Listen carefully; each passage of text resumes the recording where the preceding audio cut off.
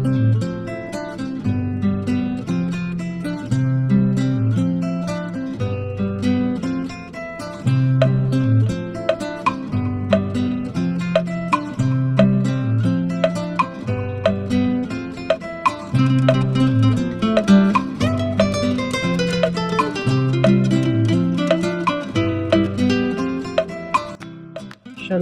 shalom, beloved viewers and subscribers. Once again, we are here, the Nazarene of YaHUaH. All esteem to the Most High YaHUaH. Kal Kabad YaHUaH Sabaoth. Mama Hasham YaHUaH. We are excited to, of course, be here with another lesson. And we were a little shaken, but we were not destroyed. And we are, of course, grateful.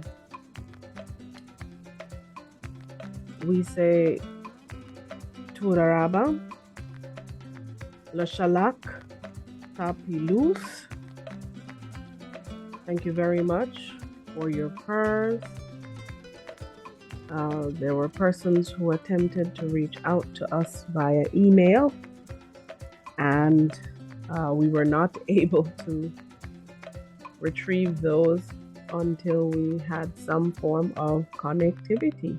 But we're here again, and it is lesson 14 in our Learning Abryth series. We encourage you to share the lessons. We know there are persons who are so excited about the language that they want to get right into learning sentences and words. And whilst that is exciting, you want to be able to recognize the language, read the language, speak the language, write the language. Almost or entirely independently or on your own. And in learning any language, it is important to know the letter roots. So we encourage you to share these lessons with others so that they may have some foundation as they learn this YaPa language or Lashu.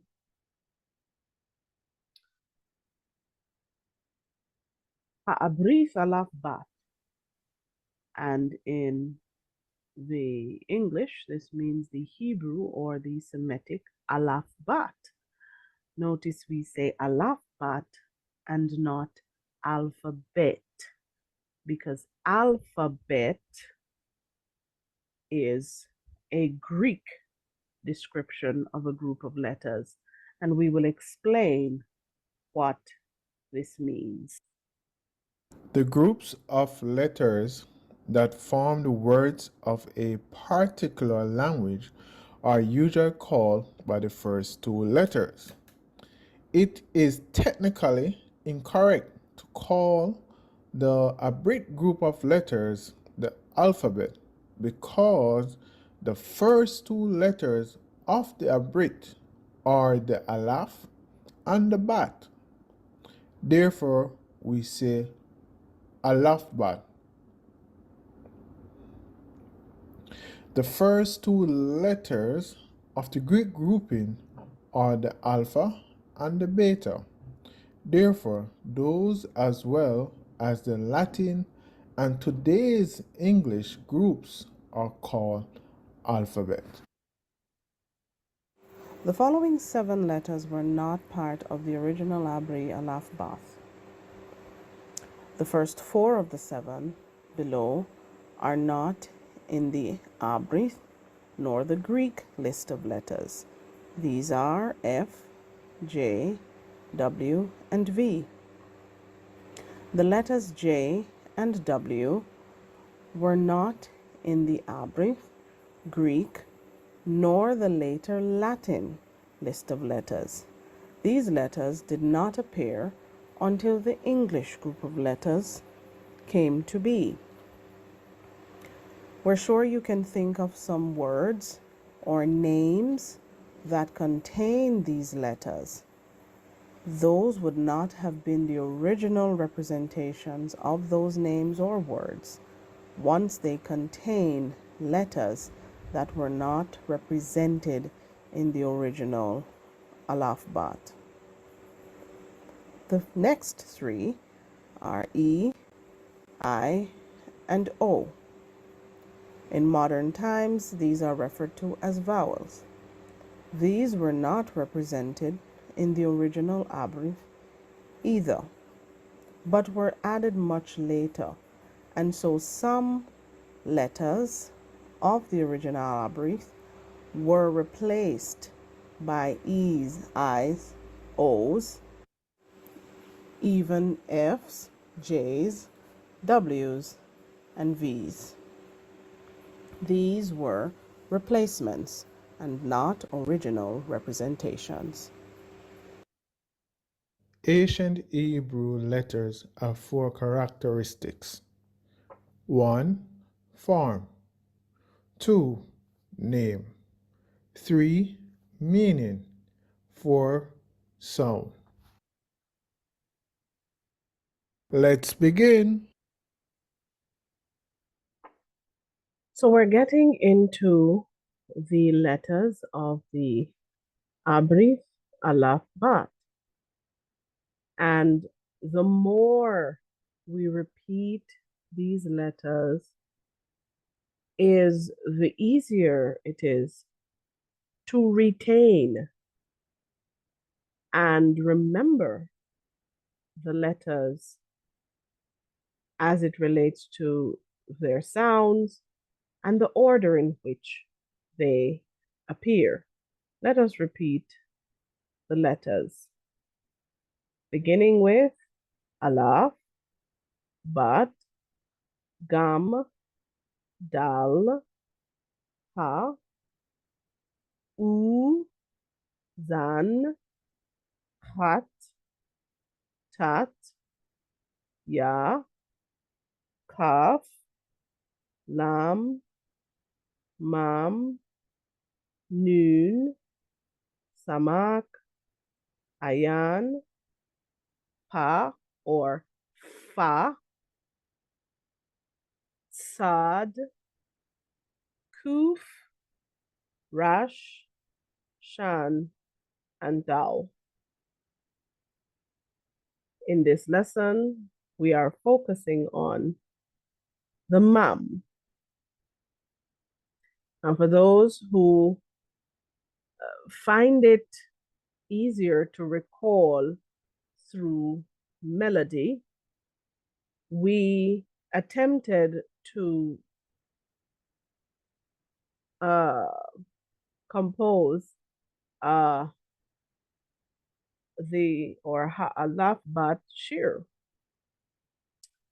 or the Abryth AlaphBath shir.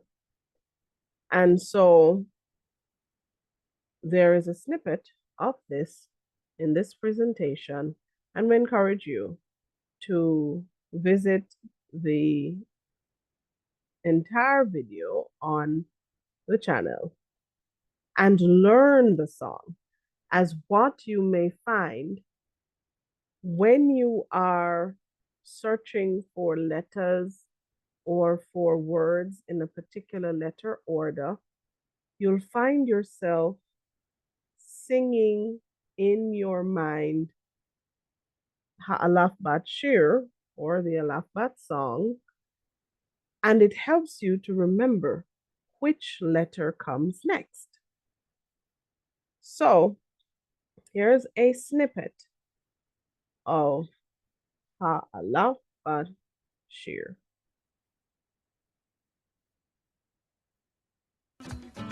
AlaphBath Gam Dal Ha, O Zan Kat Tat Yad, Kaf, lam, mam, nun, samat. Ayan, ha, sad, kaf, rash, tantao. Let's try it again. Alaf, baf, dam, dal, ha. San, kaf, taf, yad. Kaf, lam, mam, nun, samat. Ayan, ha, sad, kaf, rash, tantao. One last time. Alaf, baf, dam, dal, ha. San, kaf, taf, yad. Kaf, lam, mam, nun, samat. Ayan, ha, sad, kaf, rash, tantao. Tantao. So we encourage you to practice it and get familiar with the letters of the AlaphBath. Na na na na na.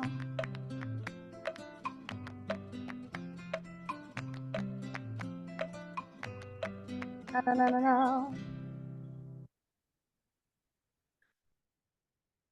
So we're looking at the letter mum. Now the early Semitic pictograph for this letter is the picture of waves of water. And this pictograph has various meanings assigned, predominantly those that are associated with various bodies of water. So meanings such as liquid, water, sea, mighty and massive from the size of the sea, and even chaos from the storms of the sea. And so words that usually contain this letter speak of or are associated with liquid or water or something being massive or great or mighty or chaotic, something being strong. So usually words containing this letter are associated in some way or form with these meanings or one of these meanings.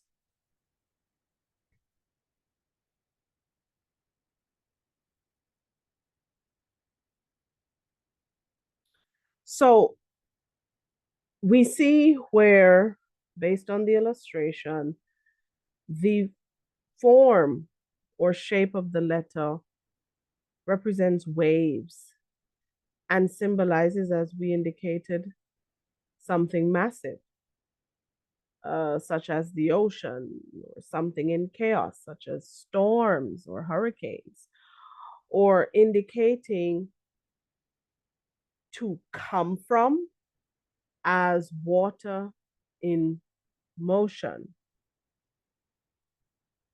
When it is the first letter of a word, it can be a prefix and has more than one meaning, which forms what we now know as prepositions.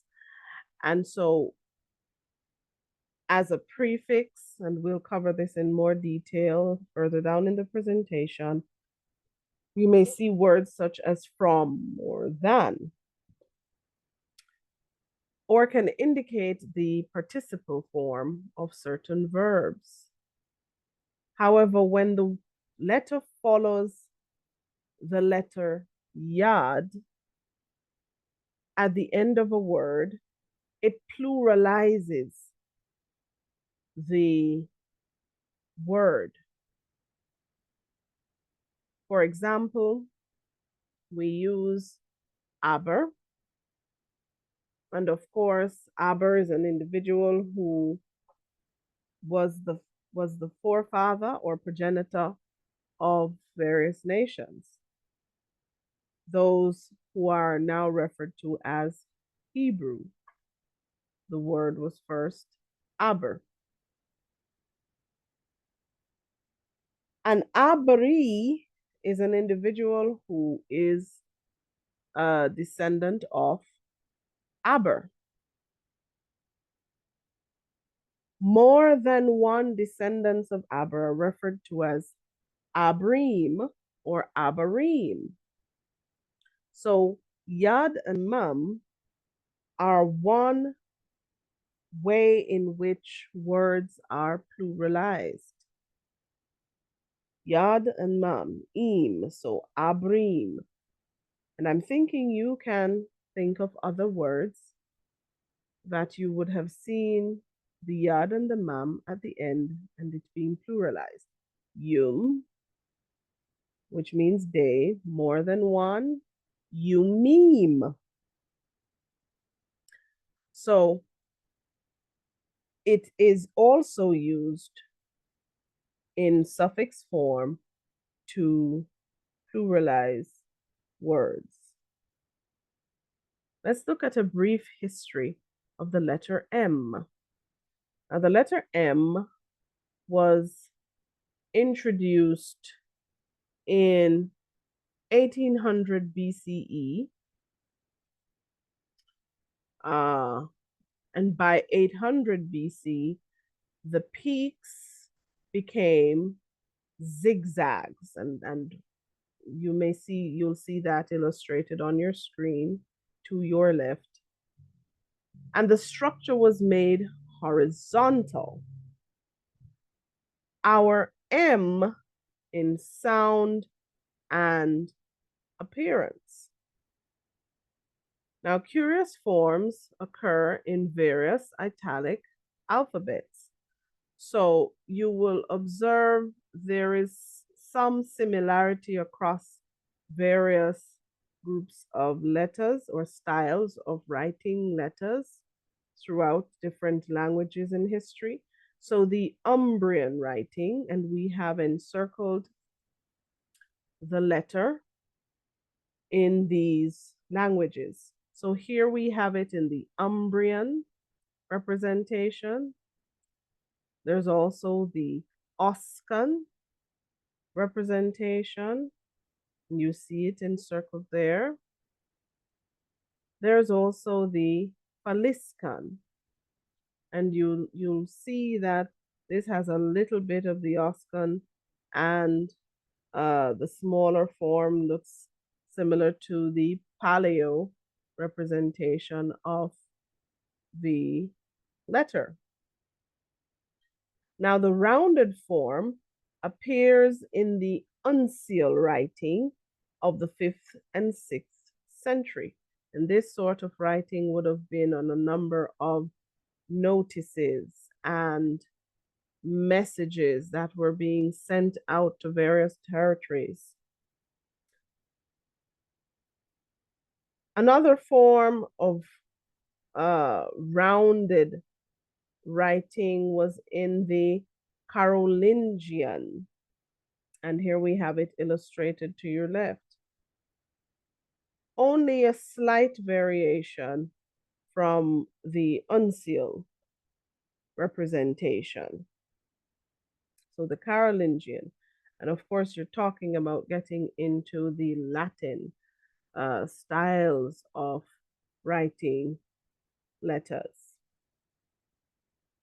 Now, the sound represented by the letter has been from the beginning a labial nasal sound. So,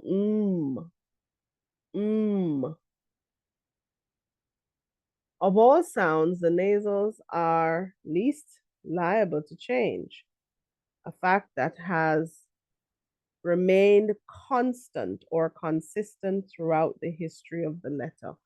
So across various languages from ancient times and even now, the pronunciation of the letter has remained pretty much the same.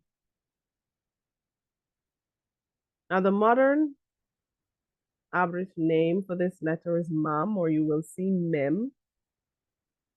And it is believed to be probably from the word Ma'im, meaning water.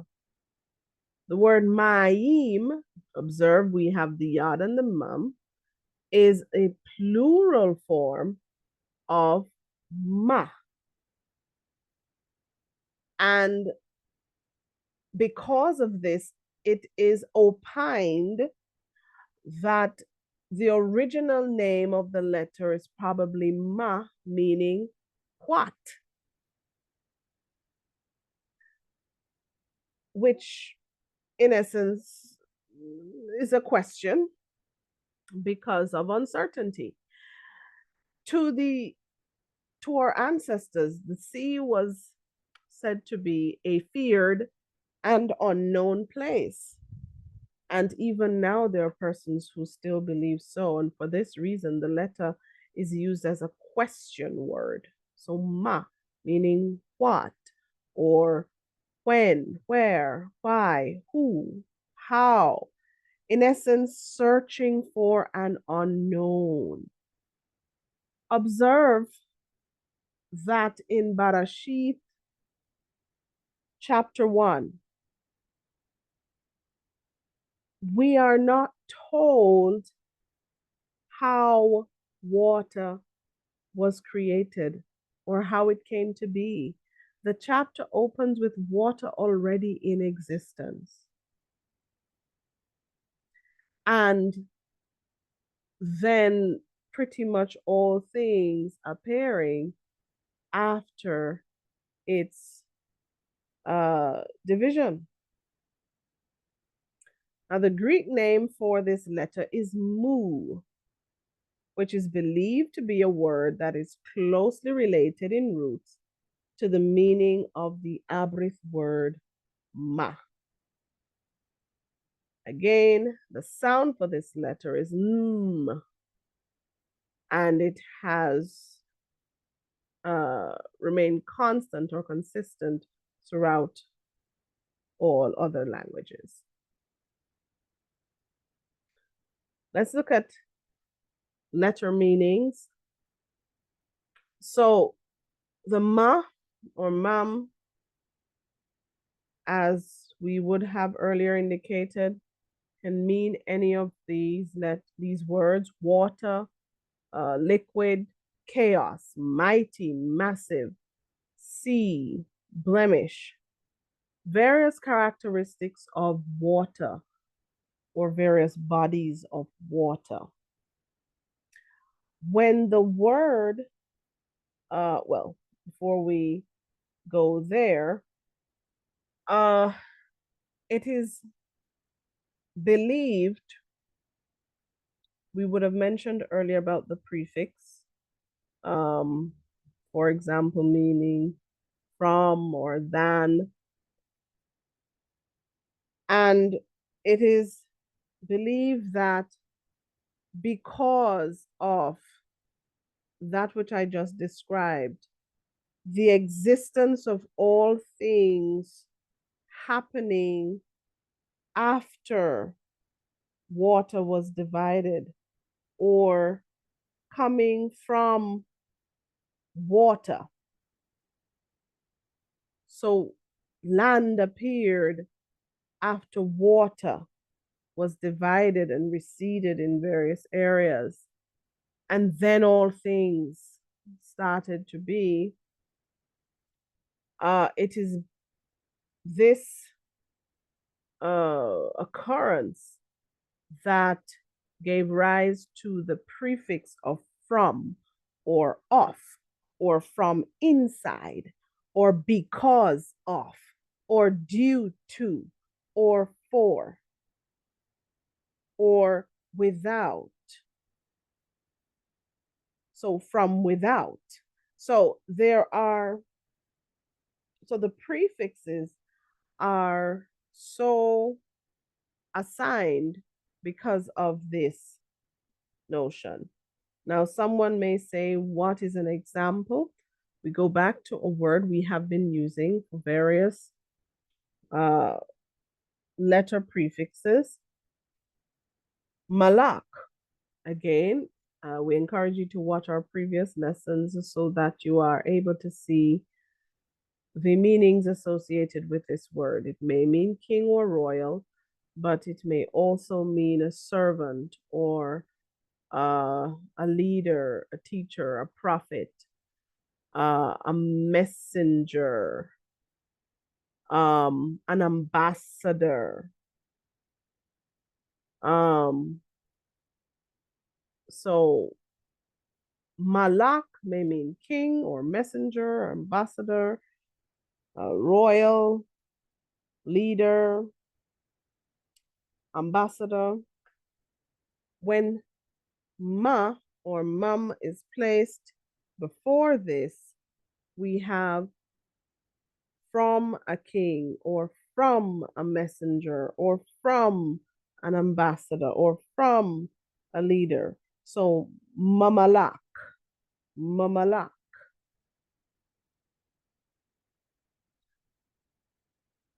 As a suffix for some words,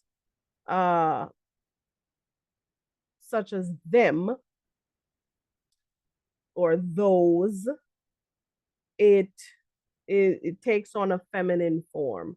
So atam or atam, H859, meaning them or those, speaks of the feminine.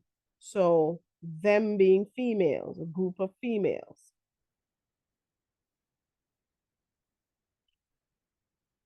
What about this word, some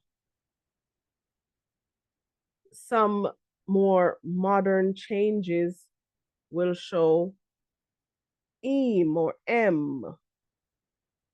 Some may see m or im, but this is H517. And the alaf here would represent strength or strong, and the ma or mum, water. So strong water in this particular situation. It speaks of a liquid that brings about a strong bond. And so that liquid would be like glue.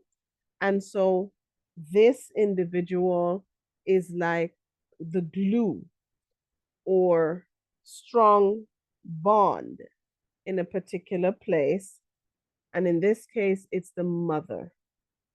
So the mother takes on the characteristics of someone in the home who brings the family together, holds the family together. So strong bond or strong water, strong liquid, glue. Means mother.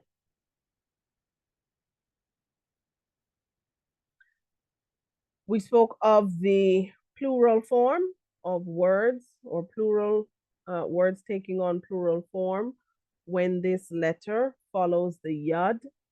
So, for example, a Yahudi is one member of the tribe of Yehudah. However, more than one or multiple members of the tribe of Yehudah would be referred to as Yahudim. Yahudim. And in Gematria or Gematria, this letter represents the numeral 40. The early Semitic evolved into the Paleo version or middle Abryth version. The evolution of this letter continued to the late version, which is not currently used. The late script then evolved into two forms of modern script, one which is said to be open and one that is closed. And those who changed the letter and also changed parts of the language have indicated that this speaks of the open arms of the Most High or the outpouring of the Most High, and then the closed one speaks of secret truths. according to these other writers. Nevertheless, we, the Nazrim of YaHUaH, prefer to use the Paleo version, as that was the writing in which the name of the Creator was written. And the Paleo version is found in various manuscripts or ancient artifacts. Now, the early and the middle Semitic scripts are the origin for the Greek letter mu, as we indicated. So that's the mu. That is highlighted there in red. And later came the Roman or Latin M. M. And again in gematria or gematria, the numeral 40 is what this letter represents.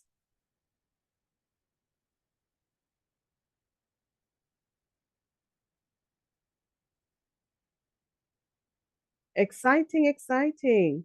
Dabar Shal Hayum, word or scripture of the day. What is our Dabar Shal Hayum? Let's get into it.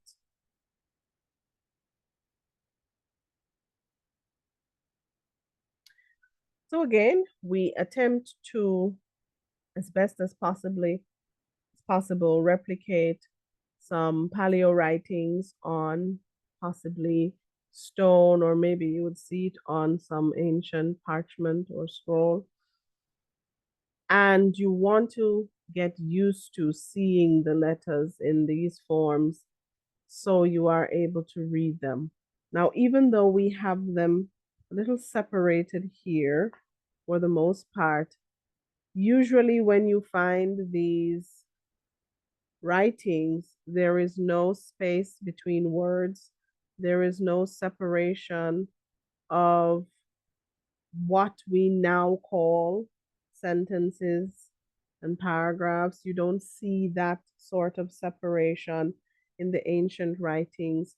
Everything appears to run on to each other. So everything is joined, and it is important to know what these letter roots are, what prefixes and suffixes are, and how they're represented. The context may be based on the geographic locale that these pieces are found.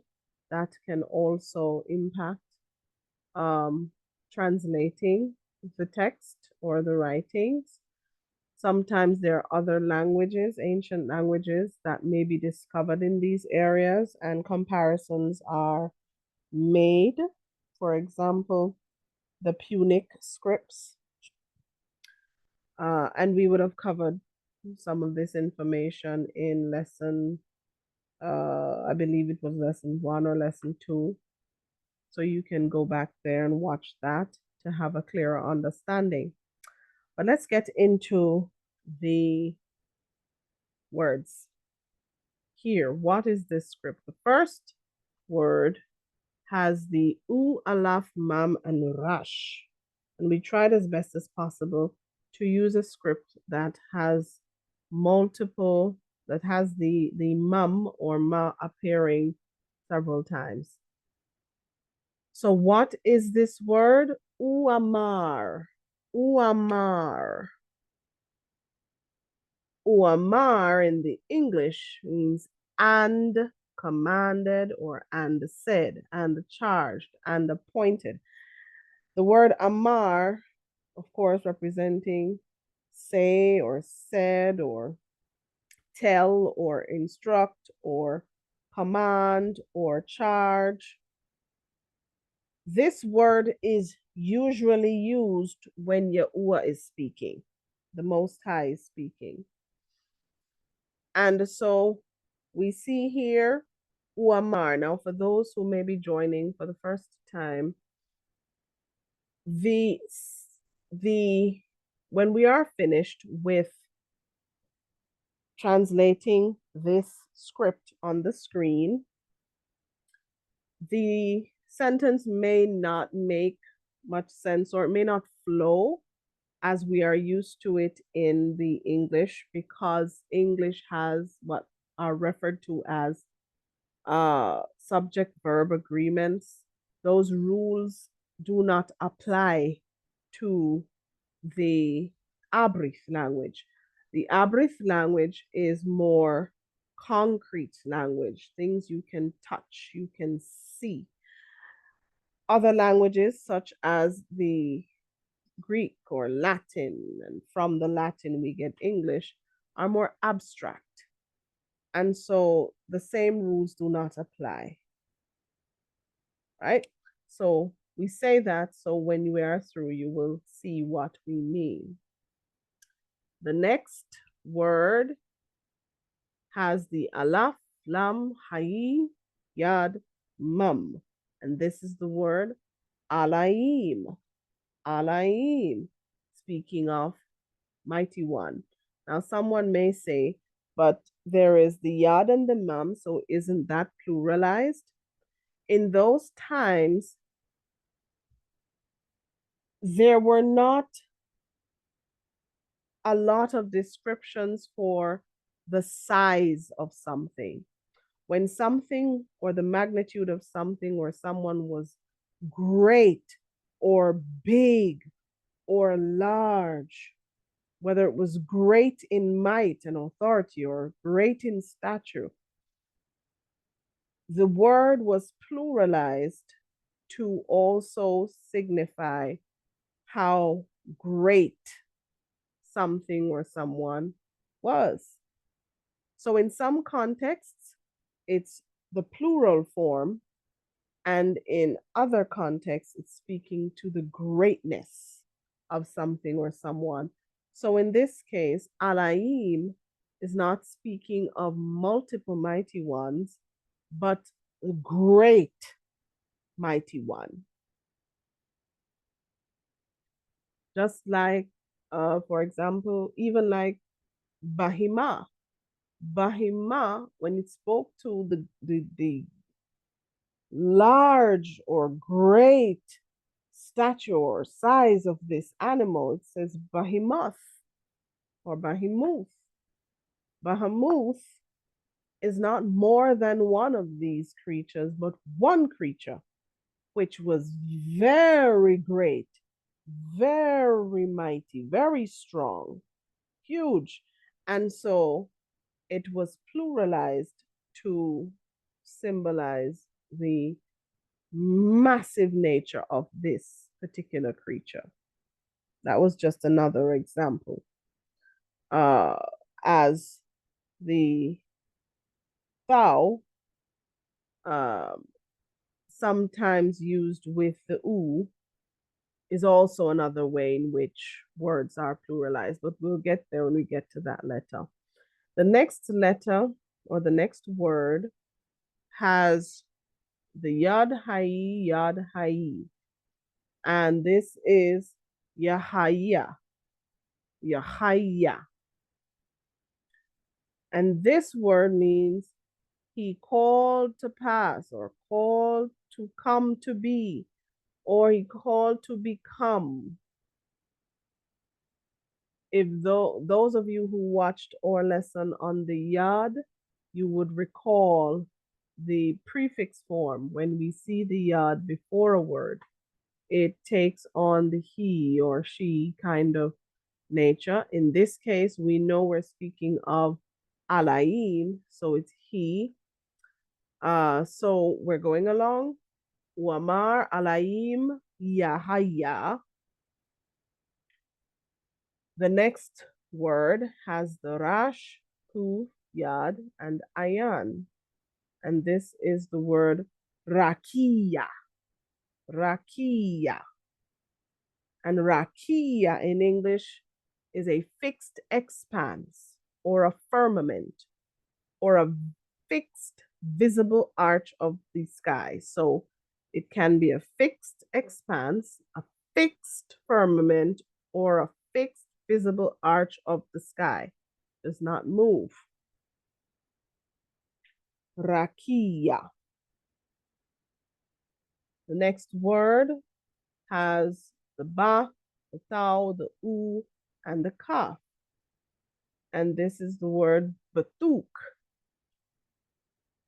Who can guess what the bath, being the prefix in this word, would mean? If you can recall from a previous lesson. And if you said in, you are correct. So, ba meaning in and thuk meaning midst, between, or center. So, in the midst, in between, in center. We continue with the next word. And this has the ha, mum, yad, mum. What word or phrase do you believe this is? And if you said hamayim, you are correct. With, of course, the ha being a prefix in this phrase. And we already remember, or should remember, ma'im meaning waters. And ha as a prefix here is the. So the waters, hamayim. Next, notice we have another prefix here in the form of the u. Then we have the ha, yad, ha. And this is YaHUaH. So the one we saw previously was YaHUaH, meaning he called to pass, or he called to become, or he called to come to be. In this word, we have u, and for those who remember, the prefix u means and it's saying and come to be, or and to become. The next word has the mum, the bat, the dal, the yad, and the lam, or lamad. Again, there is a prefix here.